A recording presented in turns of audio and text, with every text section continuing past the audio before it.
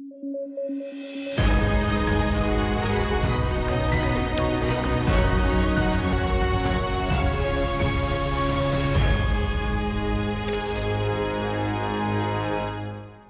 News at 9 programme में आपका स्वागत है। मैं हूं अमृत उपाध्याय। आइए जल्दी से देखें आज की हेडलाइंस। बिहार के बक्सर जिले के गोकुल जलाशय और पश्चिम चंपारण की उदयपुर झील को मिला रामसर साइट्स का दर्जा। देश में हुई अब कुल 93 रामसर साइट्स। भारत की सबसे बड़ी रामसर साइट है सुंदरबन वेटलैंड। पीओके में चल रहा है जबरदस्त प्रोटेस्ट। पाक सरकार ने बंद किया इंटरनेट। महंगाई और मौलिक अधिकारों को दबाने से भड़का लोगों का गुस्सा। और राष्ट्रीय स्वयंसेवक संघ ने पूरे किए 100 साल। 27 सितंबर 1925 को नागपुर में डॉक्टर केशव बलिराम हेडगेवार ने शुरू किया था आरएसएस। राजनीतिक और सामाजिक भूमिका के लिए जाना जाता है आरएसएस।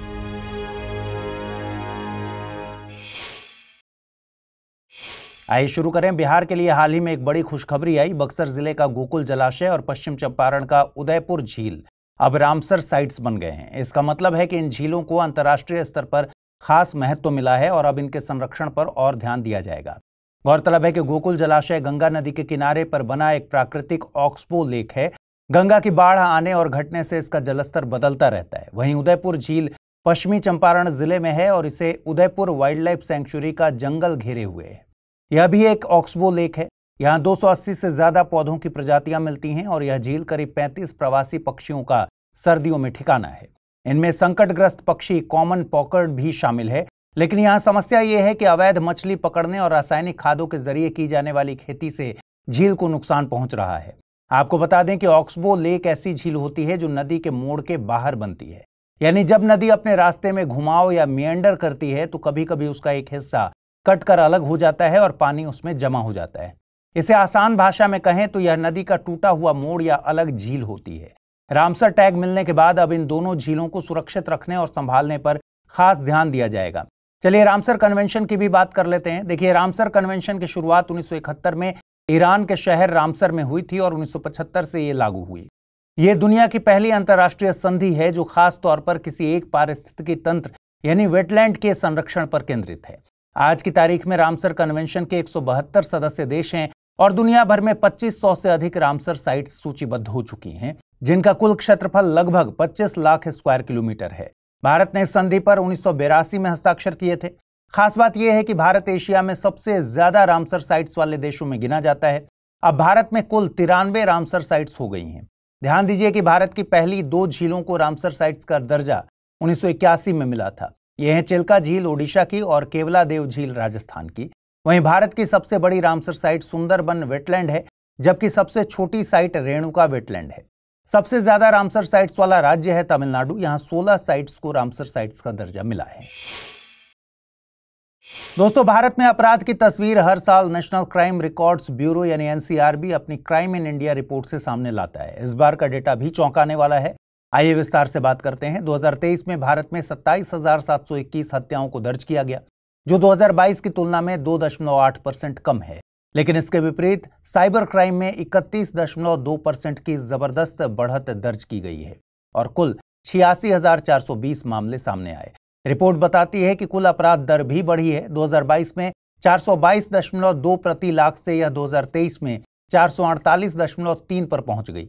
दिलचस्प है कि इसमें सबसे बड़ा योगदान ट्रैफिक से जुड़े अपराधों का रहा, जहां मोटर व्हीकल एक्ट उल्लंघन के मामले में दोगुने होकर ये मामले 94,450 से बढ़कर 1,92,000 हो गए। बच्चों के खिलाफ अपराधों की स्थिति भी चिंता बढ़ाने वाली है। 2023 में कुल 1,77,335 केस दर्ज हुए, जो पिछले साल की तुलना में 9.2% अधिक हैं। इनमें से सबसे ज्यादा मामले किडनैपिंग और एब्डक्शन से जुड़े रहे, जिनकी संख्या 79,884 यानी 45% रही। वहीं पोक्सो एक्ट के तहत 67,694 मामले यानी 38.2% दर्ज किए गए। इधर आदिवासियों यानी शेड्यूल्ड ट्राइब्स के खिलाफ अपराधों में 28.8% की वृद्धि हुई और कुल 12,960 मामले सामने आए। इनमें मणिपुर सबसे ज्यादा प्रभावित राज्य रहा, जहां जातीय हिंसा का असर साफ साफ दिखा। मध्य प्रदेश और राजस्थान भी इस सूची में ऊपर रहे। वहीं अनुसूचित जातियों यानी एससीज के खिलाफ 97,789 मामले दर्ज हुए, जिनमें उत्तर प्रदेश ने सबसे ज्यादा 15,130 केसेस देखे। इसके बाद राजस्थान, मध्य प्रदेश और बिहार रहे। अब महिलाओं के खिलाफ अपराध की बात कर लेते हैं। भारत में महिलाओं के खिलाफ अपराध भी चिंताजनक स्तर पर है। 2023 में कुल 4,48,211 मामले दर्ज हुए, यानी औसतन हर घंटे 51 केस। इनमें सबसे ज्यादा मामले उत्तर प्रदेश से आए, जहां 66,381 अपराध दर्ज हुए। इसके बाद महाराष्ट्र, राजस्थान, पश्चिम बंगाल और मध्य प्रदेश रहे। महिलाओं से जुड़े अपराधों में पति या रिश्तेदारों द्वारा क्रूरता 29.8%, किडनैपिंग और एब्डक्शन 19.8%, मर्यादा भंग करने की नीयत से हमला 18.7% और पॉक्सो एक्ट 14.8% शामिल हैं। दिल्ली जैसे शहरी क्षेत्र भी पीछे नहीं है, जहां 2,278 मामले दर्ज किए गए। दोस्तों, चिंता की बात यह है कि साइबर क्राइम अब भारत की नई सबसे बड़ी चुनौती बन चुका है।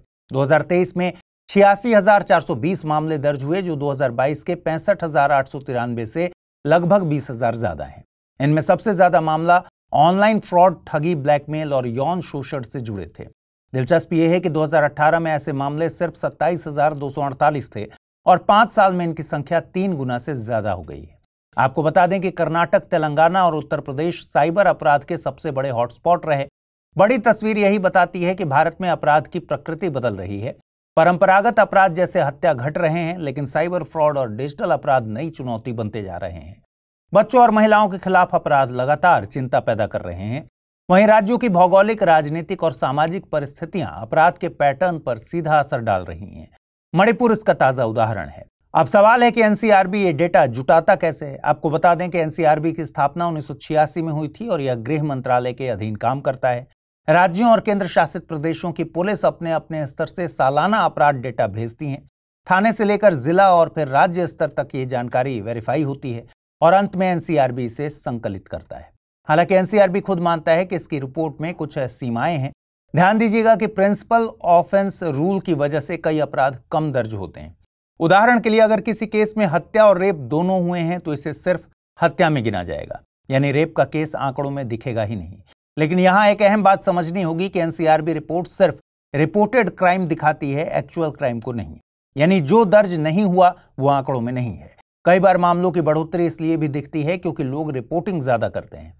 जैसे 2012 निर्भया केस के बाद दिल्ली में महिलाओं के खिलाफ रिपोर्टेड अपराध अचानक बढ़े। यह असल में अपराधों की संख्या बढ़ने से ज्यादा रिपोर्टिंग की बढ़त थी। एनसीआरबी खुद कहता है कि ज्यादा संख्या हमेशा बुरी नहीं होती। यह पुलिस की नई पहल जैसे EFIR या विमेन हेल्प डेस्क का असर भी हो सकता है। आखिरकार एनसीआरबी रिपोर्ट सिर्फ आंकड़ों का दस्तावेज नहीं है, यह एक आईना है जिसमें पुलिस की दक्षता, समाज की मानसिकता और तकनीक की भूमिका सब कुछ झलकती है। हाल ही में असम सरकार ने armed forces special powers act 1958 यानी आफ्स्पा को 3 जिलों में अगले 6 महीने के लिए बढ़ा दिया। आइए समझते हैं आफ्स्पा क्या है। देखिए, आफ्स्पा 1958 में संसद द्वारा पारित एक कानून है। यह सशस्त्र बलों को डिस्टर्ब्ड एरियाज में कानून व्यवस्था को बनाए रखने के लिए विशेष अधिकार और इम्यूनिटी प्रदान करता है। आफ्स्पा के तहत सशस्त्र बलों को कई विशेष अधिकार मिलते हैं। वे किसी क्षेत्र में 5 या अधिक लोगों के इकट्ठा होने पर रोक लगा सकते हैं, कानून का उल्लंघन समझ आने पर चेतावनी के बाद गोली चला सकते हैं या मृत्यु दंड तक का बल इस्तेमाल कर सकते हैं। यदि उन्हें उचित संदेह होता है तो वे बिना वारंट किसी व्यक्ति को गिरफ्तार कर सकते हैं, किसी स्थान में बिना वारंट प्रवेश कर सकते हैं और हथियार रखने पर प्रतिबंध लगा सकते हैं। गिरफ्तार व्यक्ति को नजदीकी पुलिस थाना के प्रभारी के पास रिपोर्ट के साथ सौंपना अनिवार्य है। इन कार्यों के दौरान सशस्त्र बलों को मुकदमेबाजी से सुरक्षा प्राप्त होती है, जब तक कि केंद्र सरकार उनके खिलाफ कार्रवाई के लिए अनुमति नहीं देती। ध्यान दीजिए कि आफ्स्पा को केवल तब लागू किया जा सकता है जब कोई क्षेत्र धारा 2 के तहत डिस्टर्ब्ड घोषित किया गया हो। किसी क्षेत्र को डिस्टर्ब्ड घोषित करने का अधिकार केंद्र सरकार, राज्य के राज्यपाल या केंद्र शासित प्रदेश के प्रशासक के पास होता है। इसे विभिन्न धार्मिक, जातीय, भाषाई, क्षत्रिय या जाति आधारित संघर्षों के कारण घोषित किया जा सकता है। एक बार डिस्टर्ब्ड घोषित होने के बाद वह क्षेत्र कम से कम 3 महीने तक इसी स्थिति में माना जाता है।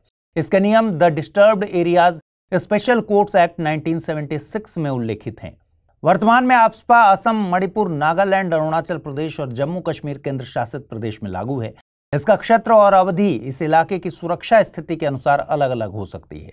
कुल मिलाकर आफ्स्पा का मकसद उन क्षेत्रों में कानून व्यवस्था बनाए रखना है जहां सामान्य प्रशासन पर्याप्त नहीं होता और सशस्त्र बलों की मदद जरूरी होती है। दोस्तों, हाल ही में हिमाचल प्रदेश का cold desert biosphere reserve CDBR अब यूनेस्को की world network of biosphere reserves यानी WNBR में शामिल हो गया है। इसका मतलब यह हुआ कि अब पूरी दुनिया मान रही है कि यह जगह अपनी जैव विविधता और पारिस्थितिकीय महत्व के लिए बेहद खास है। और ये केवल ठंडी जगह नहीं है, बल्कि एक ऐसा इलाका है जो बहुत कठिन हालात में भी जीवन को सहन करता है। देखिए, ये रिजर्व लाहौल स्पीति जिले में लगभग 7,770 स्क्वायर किलोमीटर में फैला है। इसे 2009 में बायोस्फीयर रिजर्व घोषित किया गया था और यह भारत का पहला उच्च ऊंचाई वाला ठंडा रेगिस्तान है। मतलब ये न सिर्फ ठंडा है, बल्कि बहुत शुष्क और पथरीला भी है, जहां बारिश बहुत कम होती है। यहाँ का वातावरण इतना कठोर है कि सामान्य खेती करना मुश्किल है और लोग ज्यादातर पशुपालन और छोटी छोटी खेती पर निर्भर हैं। भूगोल और टेरेन की बात करें तो ये रिजर्व ग्लेशियल घाटियों, पठारों, अल्पाइन झीलों और ऊंचे रेगिस्तानी इलाकों का मिश्रण है। यहाँ का सबसे प्रसिद्ध भूवैज्ञानिक फीचर है पिन वैली और चंद्रताल लेक, जो न सिर्फ खूबसूरत हैं बल्कि पारिस्थितिकी के लिए अहम है। साथ ही यहाँ के सरचू और किब्बर वाइल्ड लाइफ सेंचुरी में विभिन्न प्रकार के वन्य जीव रहते हैं। वनस्पतियों की बात करें तो इस ठंडी और कठोर जगह में लगभग 732 तरह के पौधे पाए जाते हैं। इनमें से 30 पूरी तरह से एंडेमिक हैं, यानी सिर्फ इसी हिमालयी क्षेत्र में मिलती हैं। यहाँ की खास प्रजातियां हैं willow levied sea buckthorn, Himalayan birch और पर्सियन जूनिपर। इसके अलावा अल्पाइन घास और कई औषधीय जड़ी बूटियां भी यहाँ पाई जाती हैं। इन पौधों की खास बात यह है कि ये बेहद कठोर मौसम में जीवित रहते हैं और स्थानीय लोगों की पशुपालन और दवाओं में मदद करते हैं। वहीं CDBR में जंगली जीवों की विविधता भी कमाल की है।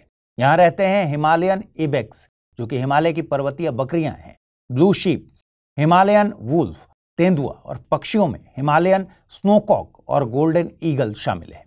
इन इलाकों में जीवित रहना आसान नहीं है, इसलिए ये जीव बेहद अनोखे और पर्यावरण के प्रति संवेदनशील हैं। दोस्तों, यह रिजर्व सिर्फ जैव विविधता के लिए ही नहीं, बल्कि वैज्ञानिक और रणनीतिक दृष्टि से भी महत्वपूर्ण है। यहाँ का ठंडा रेगिस्तान और कठिन पर्यावरण शोधकर्ताओं को समझने में मदद करता है कि जीवन कैसे कठिन हालात में भी जीवित रख सकते हैं। इसके अलावा यह क्षेत्र जलवायु परिवर्तन के प्रभावों और हाई एल्टीट्यूड पारिस्थितिकी तंत्र को समझने में भी अहम है। अब यूनेस्को के WNBR में शामिल होने के बाद यह जगह सिर्फ भारत के लिए ही नहीं, बल्कि पूरी दुनिया के लिए संरक्षण का प्रतीक बन गई है। आपको बता दें कि भारत के अब कुल 13 बायोस्फीयर रिजर्व यूनेस्को की सूची में दर्ज हो चुके हैं।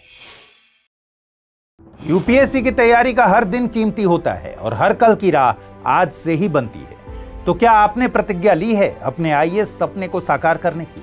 स्टडी IQ लेकर आया है यूपीएससी लाइव फाउंडेशन हिंदी प्रतिज्ञा बैच 2026, जहां कराई जाएगी प्रीलिम्स से लेकर इंटरव्यू तक की पूरी तैयारी, वो भी रणनीतिक गहराई के साथ और सही मार्गदर्शन के साथ। इस बैच में आपको मिलेंगी 1000+ घंटों की लाइव और रिकॉर्डेड कक्षाएं, 1-to-1 personalised mentorship, daily current affairs, test series और CSET का कंप्लीट कवरेज, प्रीलिम्स और मेंस रेसिडेंशियल प्रोग्राम यानी PRP और MRP डिसिप्लिन के साथ फोकस भी, इंटरव्यू गाइडेंस प्रोग्राम, IGP अंतिम दौर तक स्टडी IQ आपके साथ रहेगा। और इतना ही नहीं, प्रीलिम्स में सफल होने पर मिलेगा पूरा फीस वापस।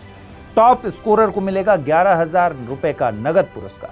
अब तय कीजिए, आप सिर्फ सपना देखेंगे या उसके लिए स्टडी IQ के साथ मिलकर प्रतिज्ञा निभाएंगे। यूज करें कोड अमृत लाइव और पाएं मैक्सिमम डिस्काउंट हमारे गोल्ड, प्लैटिनम और डायमंड बैचेस पर। अगर अब भी कोई सवाल हो तो डिस्क्रिप्शन में दिए गए लिंक पर क्लिक करें या मुझे सीधा मेल करें amrit@studiiq.com पर। यूपीएससी 2026, आपकी प्रतिज्ञा, हमारा मार्गदर्शन। दोस्तों, हाल ही में आंध्र प्रदेश के लिए अच्छी खबर आई। राष्ट्रीय जैव विविधता प्राधिकरण यानी NBA ने रेड सैंडर्स नाम के अनोखे और कीमती पौधे को बचाने के लिए आंध्र प्रदेश बायोडायवर्सिटी बोर्ड को 82 लाख रुपए दिए हैं। आपको बता दें कि यह पौधा खास तौर से दक्षिणी ईस्टर्न घाटी में पाया जाता है और आंध्र प्रदेश के अनंतपुर, चित्तूर, कडापा और कुर्नूल जिलों में ही इसकी सबसे ज्यादा संख्या मिलती है। रेड सैंडर्स ज्यादातर लाल मिट्टी वाले पहाड़ी और खाली पड़े इलाकों में उगता है। इसके ग्रोथ के लिए गर्म और सूखा मौसम उपयुक्त होता है। लेकिन दोस्तों, इसकी खूबसूरती और कीमत ही इसे खतरे में डाल रही है। अवैध कटाई और तस्करी के कारण यह पौधा इंडेंजर्ड कैटेगरी में आता है। IUCN ने इसे इंडेंजर्ड बताया है। इतना ही नहीं, इसे साइट्स के अपेंडिक्स 2 में शामिल किया गया है और वाइल्ड लाइफ प्रोटेक्शन एक्ट 1972 के शेड्यूल 4 में रखा गया है। देखिए, रेड सैंडर्स सिर्फ एक पौधा नहीं है, यह स्थानीय पारिस्थितिकी तंत्र और ग्रामीण जीवन से भी जुड़ा है। स्थानीय लोग इसे अपने पारंपरिक कामों में इस्तेमाल करते हैं और इसकी देखभाल से ही उनका जीवन चलता है। इसीलिए NBA और राज्य स्तर पर बनाए गए स्टेट बायोडायवर्सिटी बोर्ड्स और ग्राम स्तर के बायोडायवर्सिटी मैनेजमेंट कमिटीज बीएमसीज इस पौधे की सुरक्षा में अहम भूमिका निभाते हैं। आपको बता दें, एनबीए का मुख्यालय चेन्नई में है और इसका नेतृत्व एक चेयरपर्सन करता है जो जैव विविधता और प्राकृतिक संसाधनों के इस्तेमाल में एक्सपर्ट होता है। इसके अलावा 10 एक्स ऑफिशियो सदस्य केंद्र सरकार के वरिष्ठ प्रतिनिधि हैं और 5 नॉन ऑफिशियल सदस्य अलग अलग क्षेत्रों के एक्सपर्ट हैं जो अपनी राय और अनुभव से निर्णयों को मजबूत बनाते हैं। तो कुल मिलाकर यह कदम सिर्फ रेड सैंडर्स को बचाने का नहीं बल्कि पूरे पारिस्थितिकी तंत्र और स्थानीय जीवन को सुरक्षित रखने का है। इस तरह की पहल दिखाती है कि हमारे देश में जैव विविधता का संरक्षण केवल कानून या नियमों तक सीमित नहीं है बल्कि इसे जमीन पर जीने वाले लोगों और उनके पर्यावरण से जोड़कर देखा जा रहा है। इधर पीओके में जबरदस्त प्रोटेस्ट की खबरें आ रही हैं। मामला इतना गंभीर है कि प्रदर्शनकारियों ने सुरक्षा बलों के 25 सैनिकों को बंधक बना लिया। वहीं इन प्रदर्शनों में खबर लिखे जाने तक 10 लोग मारे जा चुके हैं और 100 घायल हो चुके हैं। लोग खुलेआम आजादी और पाकिस्तानी सेना बाहर जाओ के नारे लगा रहे हैं। सरकार इंटरनेट और मीडिया ब्लैकआउट करके इन्हें दबाने की कोशिश कर रही है, लेकिन असंतोष लगातार बढ़ रहा है। दोस्तों, पूरे मामले को समझने से पहले आइए पीओके के बारे में कुछ चर्चा कर लेते हैं। दरअसल पीओके वो इलाका है जो मूल रूप से जम्मू कश्मीर राज्य का हिस्सा था, लेकिन 1947 में भारत की आजादी और बंटवारे के बाद पाकिस्तान ने इस पर अवैध कब्जा कर लिया था। जब जम्मू कश्मीर के महाराजा हरि सिंह ने भारत में विलय पत्र पर हस्ताक्षर किए, तब पाकिस्तानी कबायलियों और सैनिकों ने धावा बोला और कश्मीर का बड़ा हिस्सा अपने कब्जे में ले लिया। हालांकि भारतीय सेना ने उन्हें पीछे धकेला, लेकिन जो इलाका पाकिस्तान के पास चला गया वो आज पीओके कहलाता है। पीओके का एरिया लगभग 13,000 स्क्वायर किलोमीटर है। यहाँ की राजधानी मुजफ्फराबाद है। इसके अलावा कोटली, रावलकोट और मीरपुर इसके बड़े शहर हैं। यह इलाका हिमालयी क्षेत्र में आता है जहां पहाड़ी भूभाग, नदियां और घाटियां प्रमुख हैं। प्रशासनिक ढांचे की बात करें तो पाकिस्तान इस हिस्से को आजाद जम्मू एंड कश्मीर एजेके कहता है। यहाँ की अपनी एक विधानसभा है, लेकिन हकीकत यह है कि सारी पावर पाकिस्तानी सेना और इस्लामाबाद सरकार के हाथ में है। एजेके का संविधान भी पाकिस्तान के अधीन है और रक्षा, विदेश नीति, यहां तक कि प्राकृतिक संसाधनों पर पूरा नियंत्रण पाकिस्तान का ही रहता है। वहीं भारत का साफ रुख है कि पीओके जम्मू कश्मीर का अभिन्न हिस्सा है। संसद ने 1994 में एकमत से प्रस्ताव पास किया था कि पूरा कश्मीर भारत का हिस्सा है और पीओके पर पाकिस्तान का कब्जा अवैध है। भारतीय नक्शे में भी पीओके को भारत का हिस्सा दिखाया जाता है। आइए अब समझते हैं पीओके में प्रोटेस्ट क्यों हो रहे हैं। देखिए, पीओके की जनता लंबे समय से गरीबी, बेरोजगारी और पाकिस्तान सरकार की लापरवाही को झेल रही है। इलाके में प्राकृतिक संसाधन, खासकर नदियां और हाइड्रो पावर प्रोजेक्ट्स हैं, लेकिन स्थानीय लोगों को उसका कोई फायदा नहीं मिलता। उदाहरण के लिए, मंगला डैम से पाकिस्तान को बिजली मिलती है, लेकिन पीओके के नागरिकों को महंगे बिल भरने पड़ते हैं। इसके अलावा प्रदर्शनकारी सरकार पर मौलिक अधिकारों की अनदेखी का आरोप लगा रहे हैं। इन्होंने सरकार के सामने 38 मांगे रखी हैं, जिनमें प्रमुख हैं पाकिस्तान में बसे कश्मीरी शरणार्थियों के लिए बनी 12 विधानसभा सीटें खत्म करने की मांग। ये सीटें भारत के हिस्से वाले जम्मू कश्मीर के शरणार्थियों या प्रवासियों के लिए आरक्षित हैं। ये लोग 1947, 1965, 1971 युद्ध या बाद के संघर्षों की वजह से भारत से पीओके चले गए थे। आरक्षित सीटों के कारण स्थानीय आबादी का प्रतिनिधित्व कम हो जाता है। स्थानीय लोग चाहते हैं कि उनकी समस्याओं और जरूरतों के लिए अधिक विधायक चुने जाए। लोगों का कहना है कि रिजर्व सीटें होने से कुछ ही परिवारों को फायदा मिल रहा है। इसके अलावा बिजली परियोजनाओं में लोकल लोगों के फायदे और आटे और बिजली को सस्ता करने की मांग लगातार स्थानीय लोगों के द्वारा उठाई जा रही है।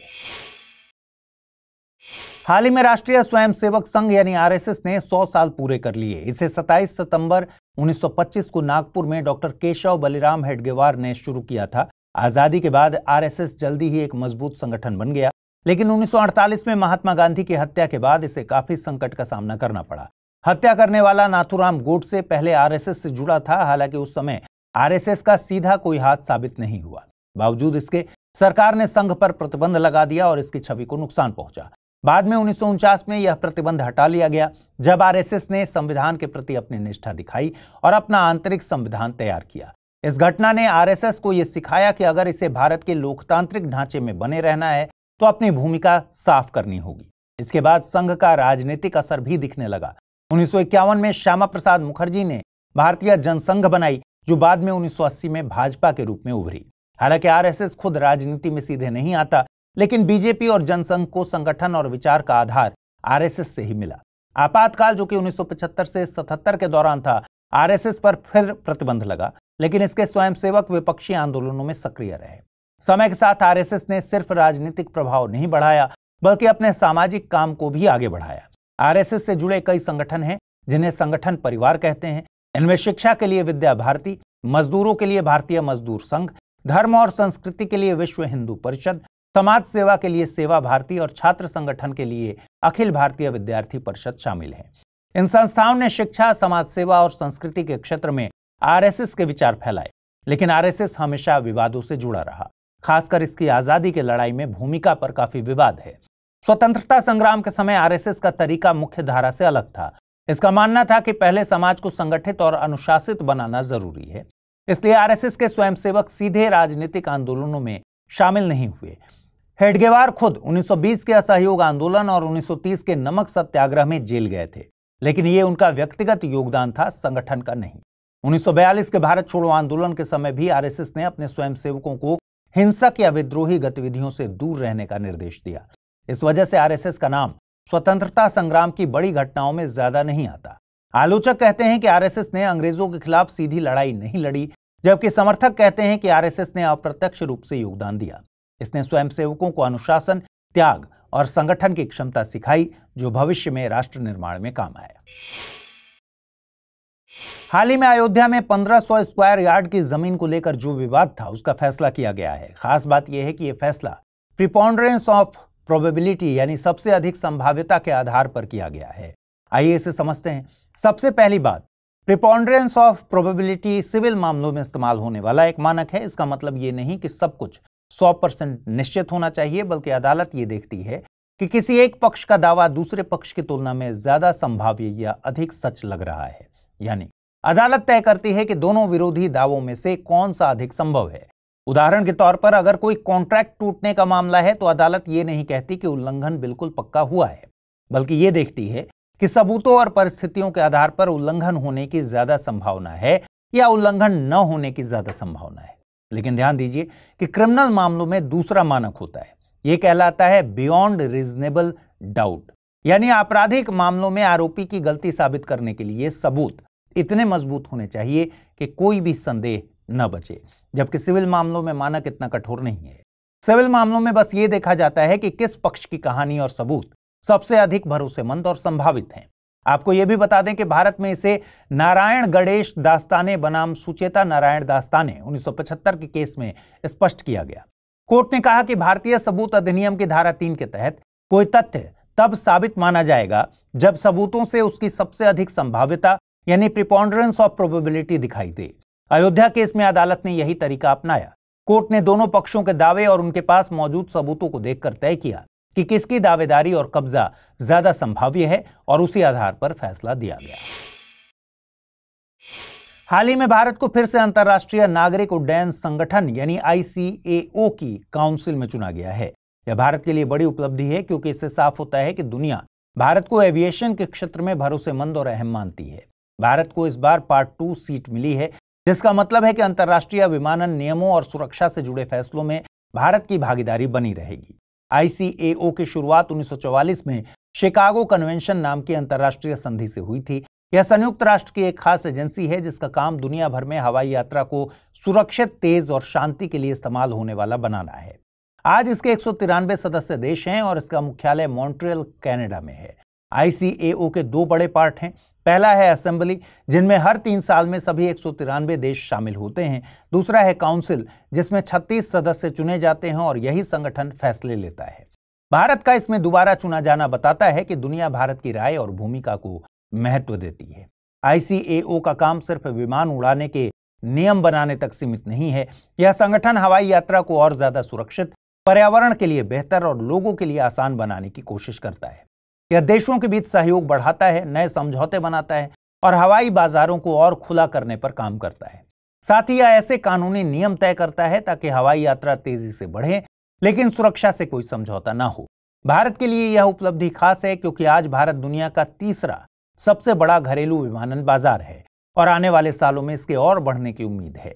ICAO काउंसिल में भारत की मौजूदगी का मतलब है कि भारत विमानन सुरक्षा, नई टेक्नोलॉजी, पर्यावरण से जुड़ी नीतियों और अंतर्राष्ट्रीय फैसलों पर सीधा प्रभाव डाल सकेगा। सीधी भाषा में कहें तो ICAO में भारत का फिर से चुना जाना यह दिखाता है कि दुनिया भारत को हवाई यात्रा के क्षेत्र में एक भरोसेमंद ताकत और जिम्मेदार साझेदार मानती है। हाल ही में भारत के पेट्रोलियम मंत्री ने बताया कि अंडमान बेसिन में प्राकृतिक गैस मिली है। यह लंबे समय से माना जा रहा था कि अंडमान सागर गैस में समृद्ध है और अब यह सच साबित हो गया है। देखिए, अंडमान सागर उत्तरी भारतीय महासागर में एक अर्धबंद सागर है। यह भारत के पूर्वी तट और मलय प्रायद्वीप के बीच स्थित है। इसके उत्तर में म्यांमार और दक्षिण में इंडोनेशिया का सुमात्रा द्वीप है, जबकि पश्चिम में बंगाल की खाड़ी और पूर्व में मलक्का स्ट्रेट है। यह सागर लगभग 3,08,000 स्क्वायर मील में फैला है। इसकी लंबाई लगभग 750 मील और चौड़ाई 400 मील है। भूगर्भ विज्ञान की नजर से यह क्षेत्र जटिल है और यह सक्रिय प्लेट सीमाओं पर स्थित है। अंडमान सागर सुंडा प्लेट का हिस्सा है, जिसके उत्तर पश्चिम में भारतीय प्लेट और दक्षिण पूर्व में ऑस्ट्रेलियाई प्लेट हैं। इन प्लेटों के लगातार टकराने से अंडमान बेसिन बना है, जिसमें समुद्र के नीचे पहाड़, गहरी खाइयां और दरारें हैं। इसकी सबसे प्रमुख भूवैज्ञानिक विशेषता है अंडमान ट्रेंच, जो भारतीय प्लेट के यूरेशियन प्लेट के नीचे जाने से बनी है। यही टेक्टोनिक गतिविधियां भूकंप और ज्वालामुखीय विस्फोटों का कारण बनती हैं, इसलिए अंडमान सागर भूकंपीय रूप से बहुत सक्रिय है। इसके अलावा अंडमान सागर में कोरल रीफ, सी ग्रास और मैंग्रोव जंगल हैं, जो समुद्री जीवों के लिए महत्वपूर्ण घर हैं। यहाँ कई संकटग्रस्त जानवर रहते हैं, जैसे whale shark, devil manta ray, dugong, Irrawaddy dolphin और 4 समुद्री कछुए की प्रजातियां। यह क्षेत्र प्रवासी पक्षियों के लिए भी महत्वपूर्ण है, क्योंकि यह ईस्ट एशियाई ऑस्ट्रेलियाई फ्लाईवे का मुख्य रास्ता है। ध्यान दीजिए कि अंडमान और निकोबार द्वीप भारत के केंद्र शासित प्रदेश हैं, जबकि कोको द्वीप और प्रेपारिस द्वीप म्यांमार में है।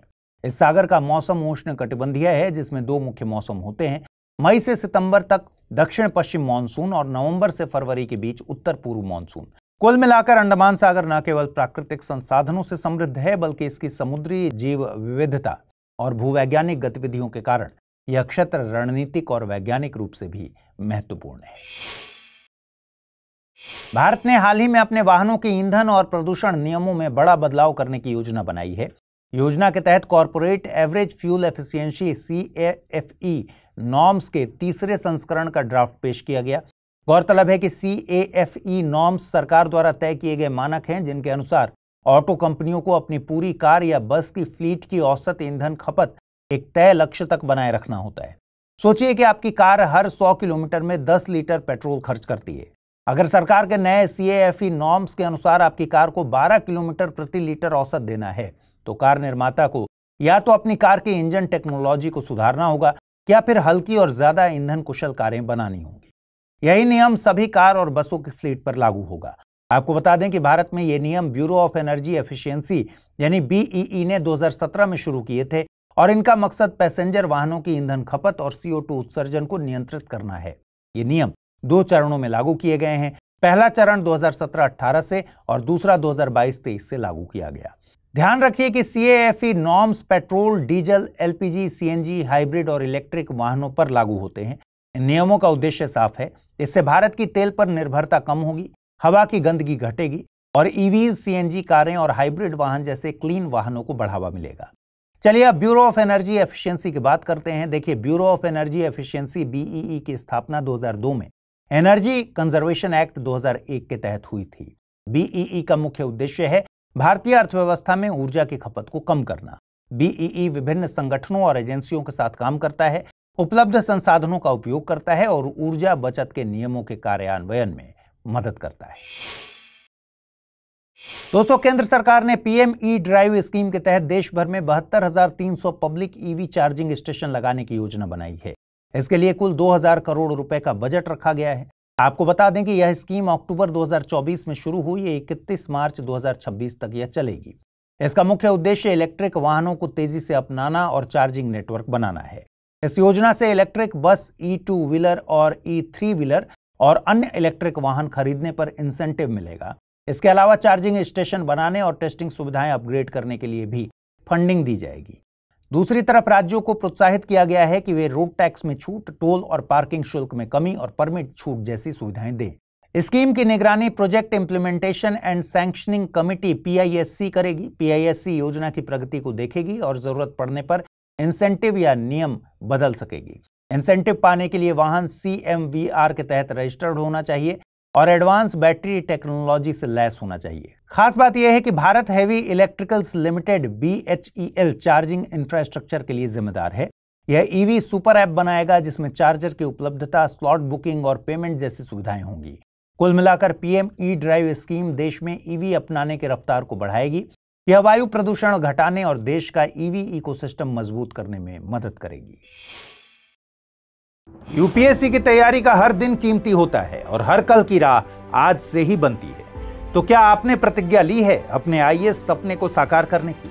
स्टडी IQ लेकर आया है यूपीएससी लाइव फाउंडेशन हिंदी प्रतिज्ञा बैच 2026, जहां कराई जाएगी प्रीलिम्स से लेकर इंटरव्यू तक की पूरी तैयारी, वो भी रणनीतिक गहराई के साथ और सही मार्गदर्शन के साथ। इस बैच में आपको मिलेंगी 1000+ घंटों की लाइव और रिकॉर्डेड कक्षाएं, 1-to-1 personalised mentorship, daily current affairs, test series और CSET का कंप्लीट कवरेज, प्रीलिम्स और मेंस रेसिडेंशियल प्रोग्राम यानी PRP और MRP डिसिप्लिन के साथ फोकस भी, इंटरव्यू गाइडेंस प्रोग्राम, IGP, अंतिम दौर तक स्टडी IQ आपके साथ रहेगा। और इतना ही नहीं, प्रीलिम्स में सफल होने पर मिलेगा पूरा फीस वापस। टॉप स्कोरर को मिलेगा 11,000 रुपए का नगद पुरस्कार। अब तय कीजिए, आप सिर्फ सपना देखेंगे या उसके लिए स्टडी IQ के साथ मिलकर प्रतिज्ञा निभाएंगे। यूज करें कोड अमृत लाइव और पाएं मैक्सिमम डिस्काउंट हमारे गोल्ड, प्लैटिनम और डायमंड बैचेस पर।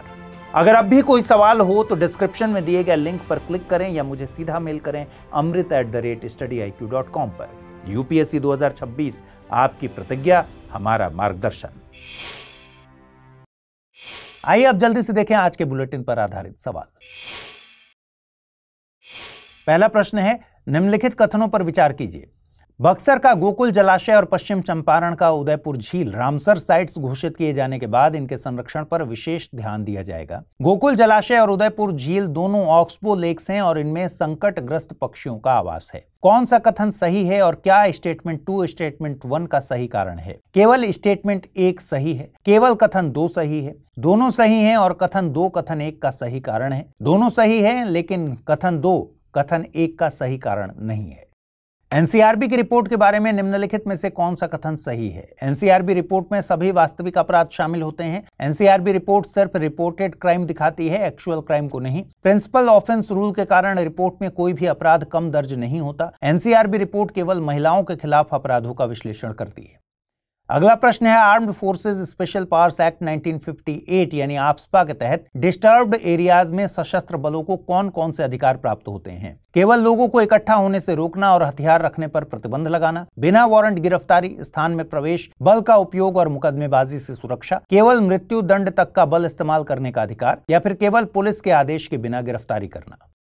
अगला प्रश्न है, रेड सैंडर्स पौधे की सुरक्षा के लिए निम्नलिखित में से कौन सा कथन सही है? यह पौधा केवल आंध्र प्रदेश के कोस्टल जिलों में पाया जाता है और साइट्स अपेंडिक्स 1 में शामिल है। यह पौधा एंडेंजर्ड कैटेगरी में है, साइट्स अपेंडिक्स 2 में शामिल है और वाइल्ड लाइफ प्रोटेक्शन एक्ट 1972 के शेड्यूल 4 में आता है। यह पौधा सामान्य फसल की तरह खेती योग्य है और किसी कानूनी संरक्षण की आवश्यकता नहीं है। यह पौधा केवल औषधीय उपयोग के लिए है और पारंपरिक जीवन से कोई संबंध नहीं रखता।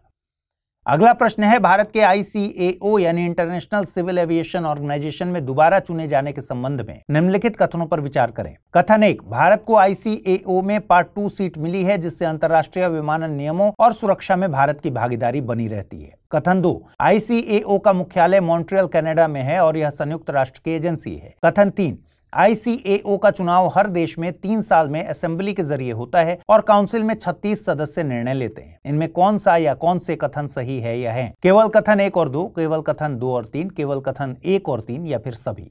राष्ट्रीय स्वयंसेवक संघ RSS की स्थापना कब और कहां हुई थी? 1925 में नागपुर में डॉक्टर केशव बलराम हेडगेवार द्वारा, 1930 में मुंबई में डॉक्टर काशीनाथ त्रिपाठी द्वारा, 1925 में दिल्ली में डॉक्टर सर्वपल्ली राधाकृष्णन द्वारा, या फिर 1947 में पुणे में डॉक्टर केशव बलराम हेडगेवार द्वारा। अगला प्रश्न है, भारत में corporate average fuel efficiency CAFE norms के संबंध में निम्नलिखित में से कौन सा कथन सही है? CAFE नॉर्म्स केवल इलेक्ट्रिक वाहनों पर लागू होते हैं और पेट्रोल डीजल पर लागू नहीं होते। CAFE नॉर्म्स के तहत वाहन निर्माता अपनी फ्लीट की औसत ईंधन खपत निर्धारित लक्ष्य तक बनाए रखते हैं। CAFE नॉर्म्स 2017 में bureau of energy efficiency BEE द्वारा एनर्जी कंजर्वेशन एक्ट 2017 के तहत शुरू किए गए। CAFE नॉर्म्स का उद्देश्य केवल तेल की कीमतों को नियंत्रित करना है, प्रदूषण से संबंधित नहीं। अगला प्रश्न है, पीएम ई ड्राइव स्कीम के संबंध में निम्नलिखित में से कौन सा कथन सही है? स्कीम केवल इलेक्ट्रिक बसों के लिए है और दोपहिया या तीन पहिया वाहन शामिल नहीं है। पीएम ई ड्राइव स्कीम में 72,300 सार्वजनिक ईवी चार्जिंग स्टेशन स्थापित करने की योजना है। स्कीम का बजट 500 करोड़ रुपए है और चार्जिंग स्टेशन बनाने के लिए राज्य सरकारों को कोई फंड नहीं मिलेगा। स्कीम का निगरानी कार्य ministry of road transport and highways करेगी। पीआईएससी की कोई भूमिका नहीं है। तो आज इस बुलेटिन में इतना ही। अगले शनिवार को फिर से रात 9 बजे आपसे मुलाकात होगी। पिछली बार जो मैंने सवाल पूछे थे उनके जवाब आपको स्क्रीन पर मिलेंगे। इस बार जो सवाल मैंने पूछे हैं उनके जवाब आपको कमेंट सेक्शन में देना है। और अगर आपको इस बुलेटिन की पीडीएफ चाहिए तो अमृत उपाध्याय 007 टेलीग्राम चैनल पर इसकी पीडीएफ मिल जाएगी। नमस्कार।